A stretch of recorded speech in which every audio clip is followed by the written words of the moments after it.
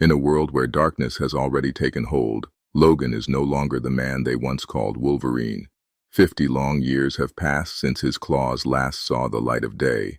The night the heroes fell. No one knows the full story. Some say he was broken beyond repair. Others say he just gave up. Now he's an old man on a small farm in Sacramento, California, trying to scrape by, keeping his head down like a ghost of who he once was. Life on the farm isn't easy. Logan's tractor is busted and the money's run dry. His wife suggests selling their kids' toys just to make rent, but Logan won't have it.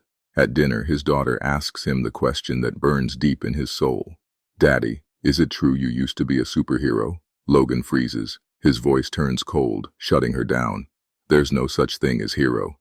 That night, under the glow of a dying sunset, his wife tries to comfort him. She says their daughter didn't mean any harm. She was just curious. But Logan isn't angry at his daughter. No, he's angry at himself. He's haunted by a past he can't run from.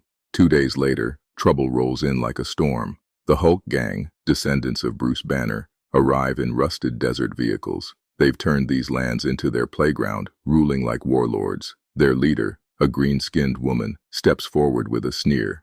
"Well, look who it is, Mr. Wolverine."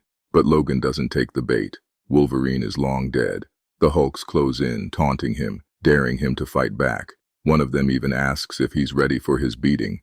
Logan doesn't move. For a moment, something deep inside stirs.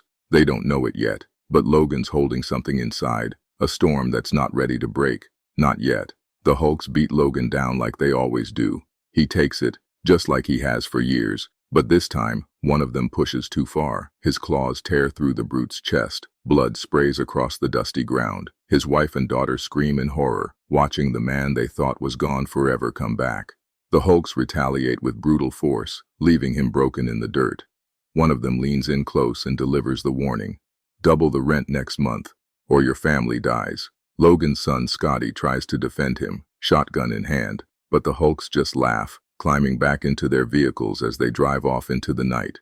As Logan lies in pain, an old friend pays him a visit. Hawkeye. He's blind now, but his instincts remain sharp. Hawkeye takes one look at Logan and shakes his head.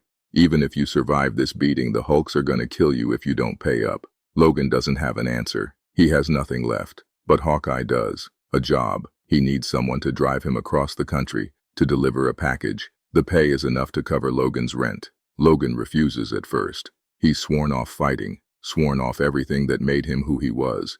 But this isn't about fighting. This is about survival. The next morning, he stands before his family. He tells Scotty to look after his mother and promises his daughter that he loves her. Then, he climbs into an old relic, the Spider-Mobile, built by Johnny Storm himself. As they speed off into the barren desert, Hawkeye leans back with a grin. 3,000 miles to go, Logan mutters under his breath. Hawkeye chuckles. "Get ready for the ride of your life."